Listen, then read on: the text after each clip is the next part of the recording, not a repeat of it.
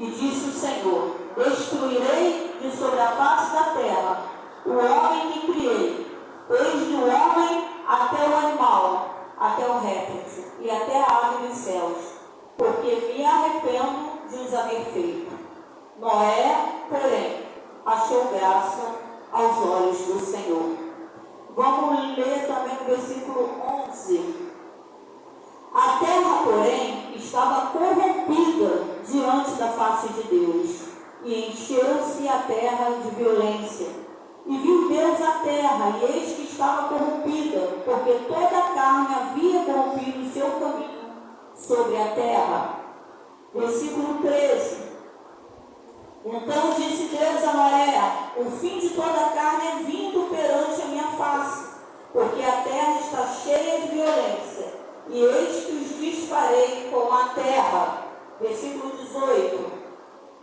Mas contigo estabelecerei o meu pacto, e entrarás na arca tu e os teus filhos e a tua mulher, e as mulheres de teus filhos comigo. Versículo 22. Assim fez Noé, conforme tudo, repita comigo, tudo o que Deus lhe mandou, assim o fez. Vou ler também mais o 7. Depois disse o Senhor a Noé: entra tu e a tua e toda a tua casa na arca, porque te hei visto justo diante de mim nessa geração. Já estou acabando. Versículo 5. E fez Noé conforme tudo o que o Senhor lhe ordenara. Versículo 7. E entrou Noé e seus filhos e sua mulher, e as mulheres de seus filhos com ele na arca, por causa das águas do dilúvio. E o versículo 16 e último. E os que entraram, macho e fêmea, de toda a carne entraram, como Deus lhe tinha ordenado. E o Senhor a fechou por fora. Repita comigo. E o Senhor a fechou por fora. Quem entrou, entrou. Quem não entrou, não entra mais. Amém? Essa é a palavra que o Senhor me deu. Primeiro eu gostaria de explicar o arrependimento do Senhor, que é uma palavra, né? Porque a palavra, muitas vezes nós ouvimos: Deus não é homem para que minta, nem filho do homem para que se arrependa. Então esse arrependimento, e o Senhor se arrependeu e fez o homem, não é que Deus criou o homem e voltou atrás: eu fiz algo errado. Não. Algumas palavras do hebraico, ela não tem tradução para o grego. Então quando a Bíblia foi traduzida, eles acharam, vamos achar uma palavra que venha, e usou essa palavra arrependimento. Na verdade, o que o Senhor está falando aqui é que Ele está cansado de falar com o homem. Porque a palavra vem dizendo que em Gênesis 1 que Deus fez todas as coisas, criou os céus, a terra, tudo fez, supervisionava, via que tudo era bom. E somente depois que Deus criou tudo e viu que tudo era bom, depois de estar tudo certinho, Ele criou o homem. Ou seja, Ele fez algo muito bom e colocou o homem. Depois Ele viu que não era bom que o homem estivesse só. E aí Deus não está falando só de marido e esposa, mas de relacionamentos, de amizades, boas amizades. Não é bom que o homem fique o tempo todo conversando com animais. É bom que o homem se case, mas é bom que o homem tenha bons amigos que possa compartilhar seus pensamentos. A ideia de Deus era que nós tenhamos boas amizades, poder falar aquilo que vem ao nosso coração e não sermos traídos. E aí Deus faz Eva e está tudo certo. Mas a palavra fala que dentro do jardim havia mais alguém. E esse alguém, ele precisava de um corpo para entrar. Mas ele não podia entrar em Adão e Eva, porque Adão e Eva estavam cheios da presença do Senhor. A palavra de Deus fala que Deus descia na terra toda tarde para conversar com seus filhos. Fico imaginando um Deus cuja terra é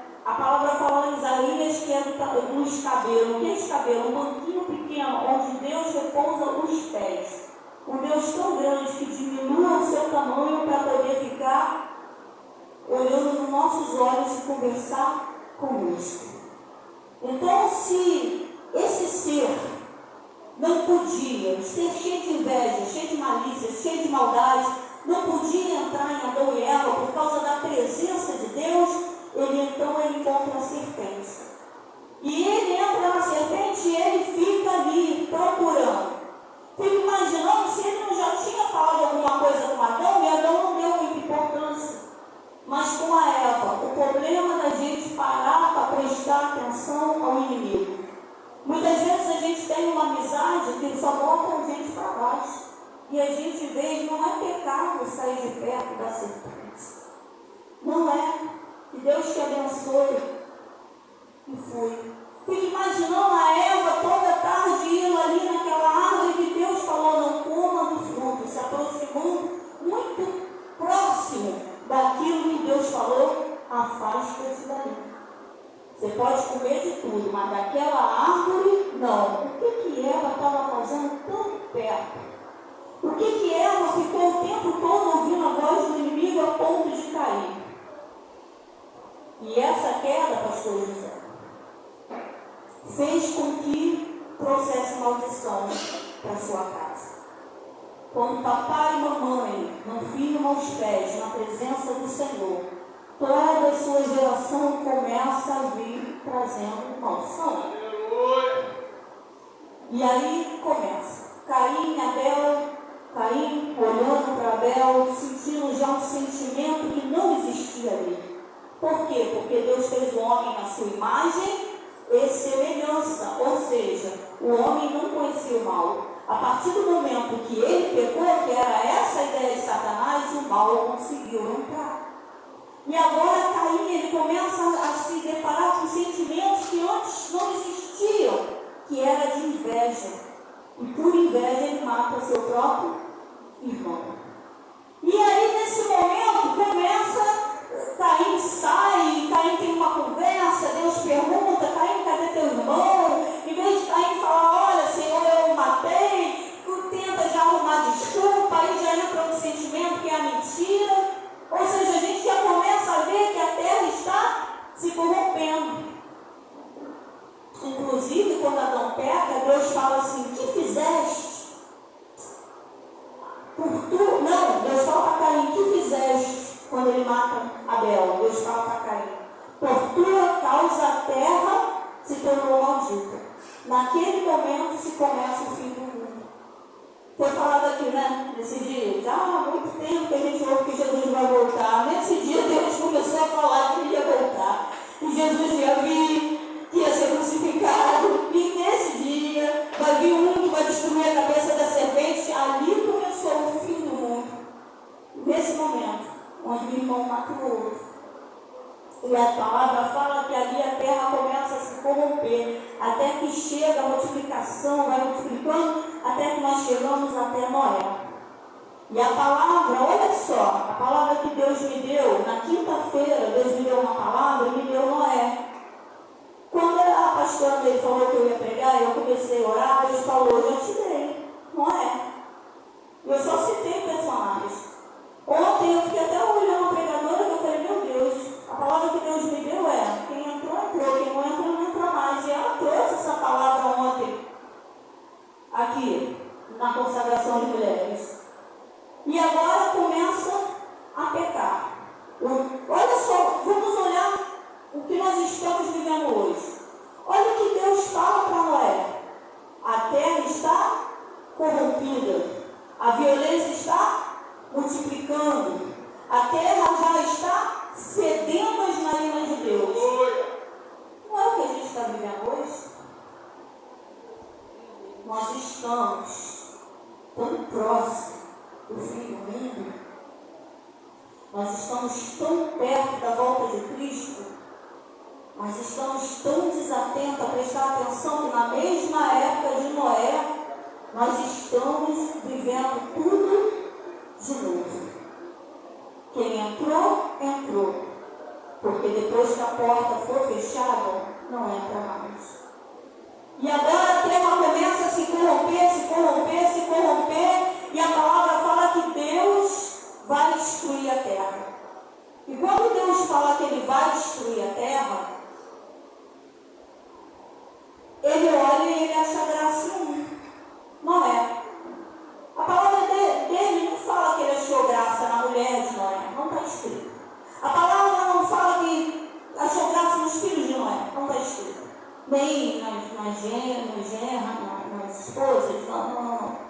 nas noras, né? Não tem. A palavra fala que ele achou graça em Noé. Deus só precisa de um dentro da nossa casa para abrir a porta. Porque lá em Apocalipse está escrito: eis que estou à porta e bato. Se alguém ouvir a minha voz e abrir a porta, eu entrarei e cearei com ele. E aí Deus fala para Noé: constrói uma arca, dá as medidas. E Noé, num tempo de seca, longe do mar, começa a construir. Eu até fiz uma brincadeira com a Nathalie, né, Nathalie? Nathalie, vamos supor, para a nossa realidade, para a nossa cultura, né, que eu gosto de trazer para a gente para bom entendimento. Nathalie, teu pai e tua mãe estão num sol desses 40 graus aqui, ó. Vamos supor, no meio da praça da Padre Rodinho, construindo uma arca. Todo mundo que passa vai falar o quê? Aí tu tá na escola, né? Porque tu tem que estudar. Essa arca não foi construída de um dia para o outro. A salvação é uma construção todos os dias. Aí a Nathalie vai para a escola. A Nathalie e a Manuela, a Maria está rindo. Vocês são as filhas daqueles doidinhos? Aí, né, vai me mostrar. Pô, teus pais estão malucos, um sol desse, longe do mar, construindo aquilo ali, pra quê? Imagina, vamos lá, os filhos de Noé, a esposa de Noé, ouvindo as piadas, risadas. Noé era um palhaço da vez. A arca era como se fosse um circo. Não é isso que nós estamos vivendo? Nós pregamos o Evangelho e somos considerados palhaços, os loucos. Não é? Mas isso aqui, se você é engraçado que eu estava olhando lá, isso aqui é bem parecido com a arca, né?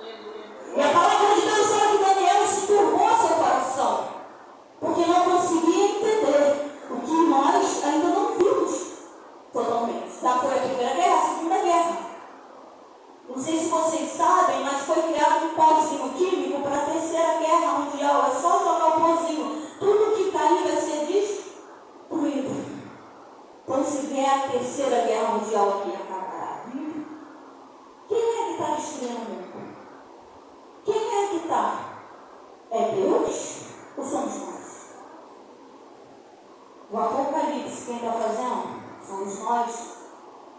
Homens estão criando armas para destruir a humanidade. Não é Deus. Está aqui em Gênesis. Eu li para vocês que Deus faz um concerto com o homem. Ele se arrepende de ter feito mal e ele fala: a partir de hoje. Porque ele sabe: eu não preciso fazer nada, vocês mesmos vão se destruir. Vou fazer uma aliança com vocês. Vou botar um arco. O ser humano está tão poluído, tão contaminado, que chama o arco de Deus de arco-íris.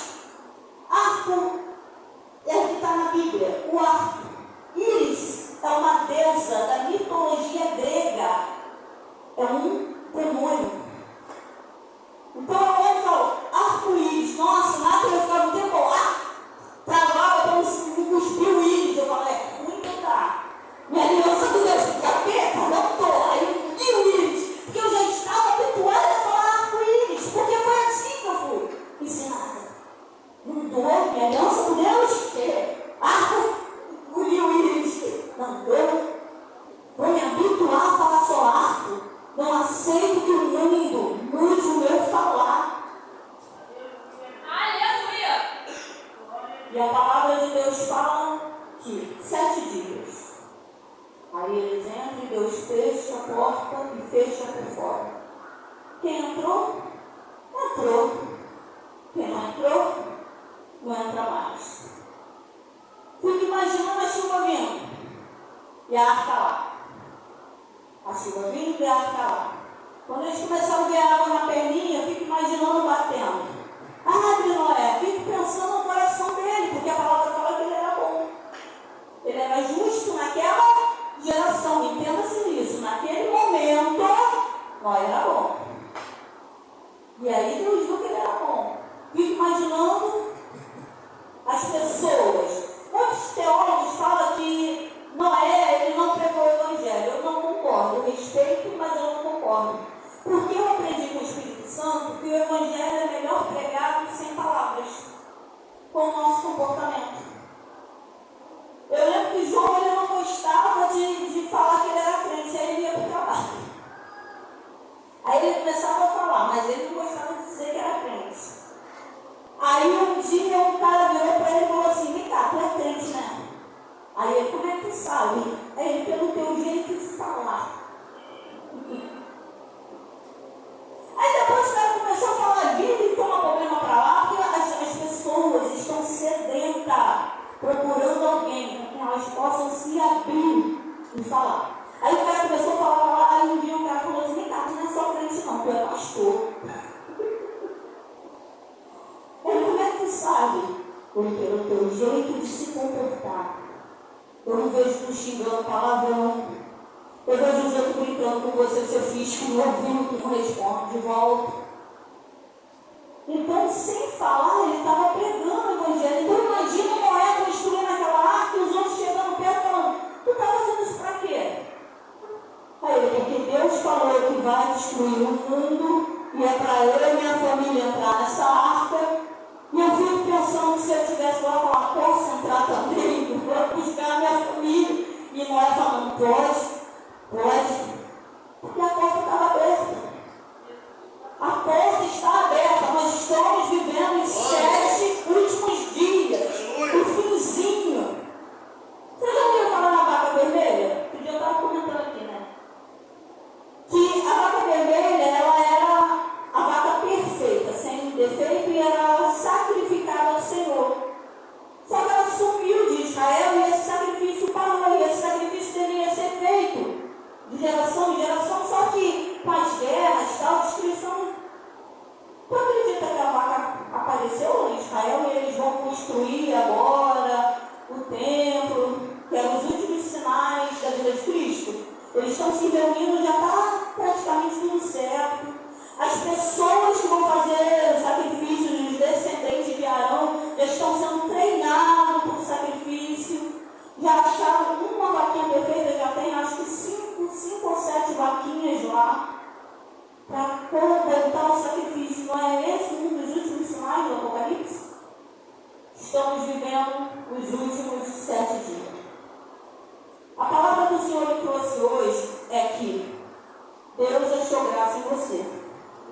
Você é o Noé de Deus. Você, ao estar aqui, você, Miriam, está construindo a tua arca. E ao construir a tua arca, o crer em Deus será salvo tu e a tua casa, está sobre a tua vida. Entrou na arca Noé e a mulher de Noé. Entrou a arca os 3 filhos de Noé. A palavra não fala que nenhum foi fora, os 3 entraram. E as esposas entraram, porque Deus achou graça em Noé. Noé pregava o evangelho dentro de casa. Sabe como eu sei disso? Se o João começasse ali na praça, o Padre Rodinho construiu uma arca. Eu pergunto se está fazendo isso por quê, amor? Não, porque Deus falou comigo. Para eu entrar, ele tinha que ser bom marido. Para eu entrar com o marido que me bate dentro de uma arca fechada. Fica quase um ano, por nada. Não? Para os nossos filhos entrar, ele tem que ser bom pai. Dá uma chance dos meninos meter o pé. Né? Um ano dentro da arca. Fico imaginando a mulher e os filhos. Meu pai é homem de Deus. A mulher falando, meu pai, meu marido é homem de Deus. Se ele está falando que Deus falou com ele que é para entrar, eu vou entrar. Porque eu tenho visto o comportamento desse homem de Deus, dessa mulher de Deus, dentro de casa. Glória. O Evangelho são palavras. Só para terminar, eu tenho mania de fazer umas pesquisas. Eu vou falar uma coisa para vocês, que as pessoas pensam que ser mais perante o Espírito Santo de Deus, é verdade. Eu tenho uma dificuldade de aprendizado. Só que no curso eu tirava, o pessoal perguntava, quanta nota? Quanta nota? E eu, né, não falava. Fico disfarçado, né? Não falava. Só que eles viam que eu estava passando. E aí eles achavam que Deus descia do céu, pegava toda a matéria de enfermagem e enfiava aqui comigo. Eu sou filha de Deus. Minha vida é mais fácil, mais leve, né? Pegava, enfiava tudo de enfermagem aqui, tudo aqui dentro. Só que eu lia e relia. Estou fazendo estágio, volto lá, tem que reler, porque esqueci, lia. E anoto pra cá, eu sou conhecida como uma menina da foto, tudo eu tiro foto. Ah, esse remédio, foto. Ah, é foto. Para ver a menina da foto, porque é uma dificuldade que eu tenho de aprendizado. E aí as pessoas me veem pregando o evangelho e falam assim, nossa, Deus desceu do céu e tacou a Bíblia na cabeça dela. Eu já li a Bíblia diversas vezes. E toda vez que eu leio parece que eu estou lendo pela primeira vez, porque é água. E nisso eu fiz também uma pesquisa e eu queria perguntar se vocês conhecem, já finalizando. Porque às vezes a gente prega e a gente fala muito de Bíblia, correto? Aí eu arranquei minha folhinha lá de uma pesquisa que eu fiz. Vocês já ouviram falar num homem chamado Ronald Eldon White? Ronald Eldon White. Patrícia?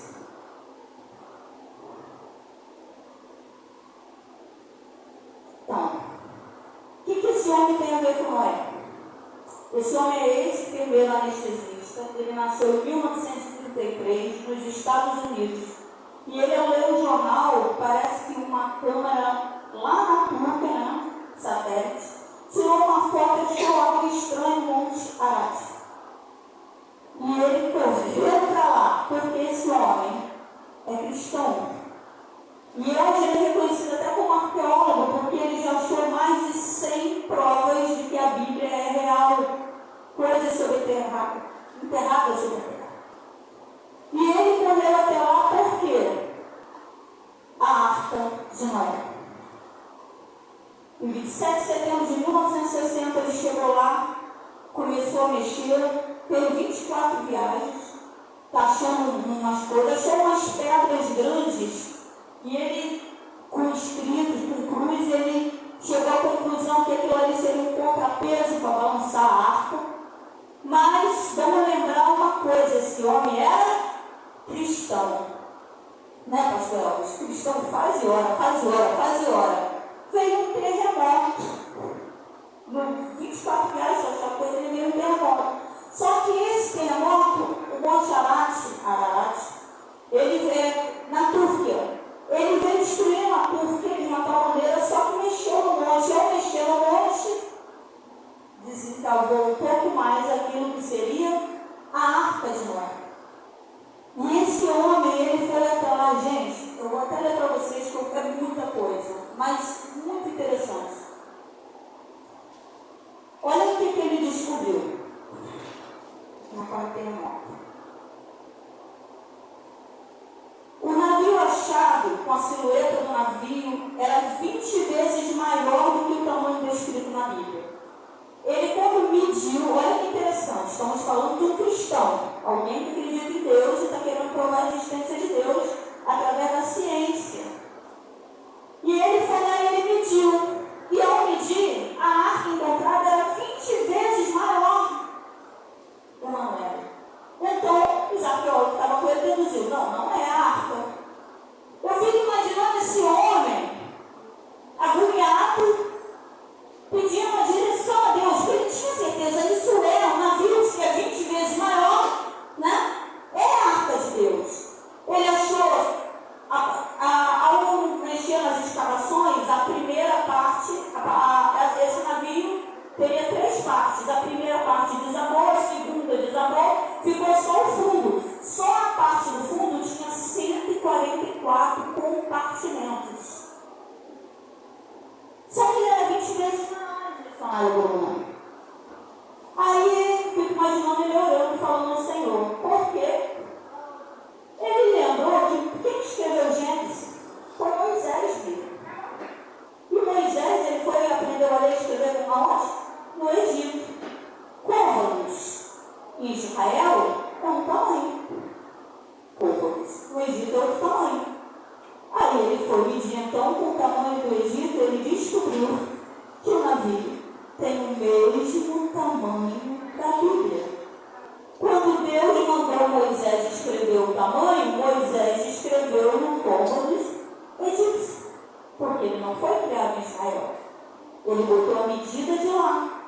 Ou seja, o navio que foi achado tem um tamanho exato ao que é descrito na Bíblia. Esse homem, ele veio achando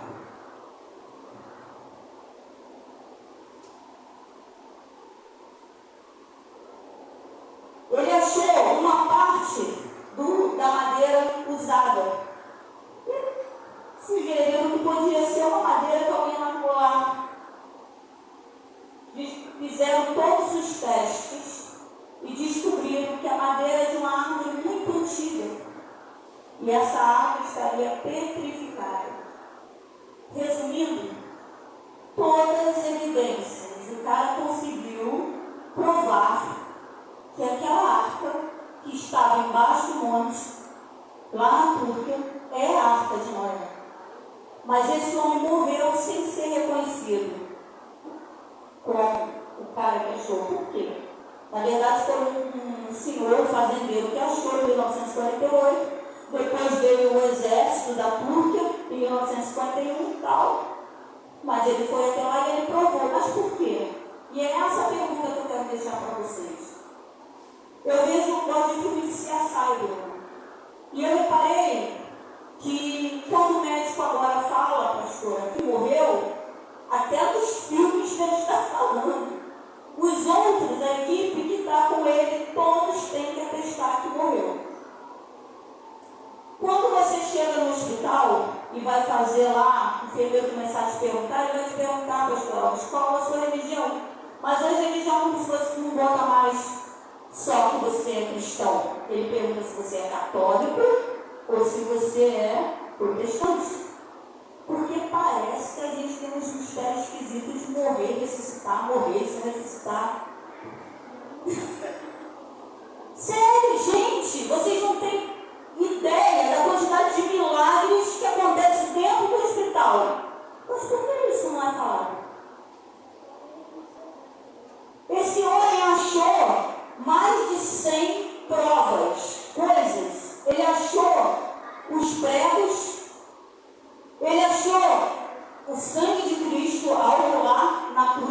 pedaço. Viram que o sangue está vivo. Os cientistas olharam, como é que pode? Esse sangue tem milhares e milhares de anos, mas o sangue não está podre. Mas eles não deixam essas informações chegarem. Sabe por quê? Porque o anticristo já está no meio de nós há faz tempo. Cientistas estão se rendendo de joelho, porque tentaram provar que Deus não existe, e ao procurar, estão se rendendo, dizendo que Deus existe. Mas também estão sendo considerados como Noé. São loucos. Quem entrar, entrou. Quem não entrar, não entra mais. Mas a nossa família crê em Deus e será salvo tu e a tua casa. Assim eu agradeço a oportunidade.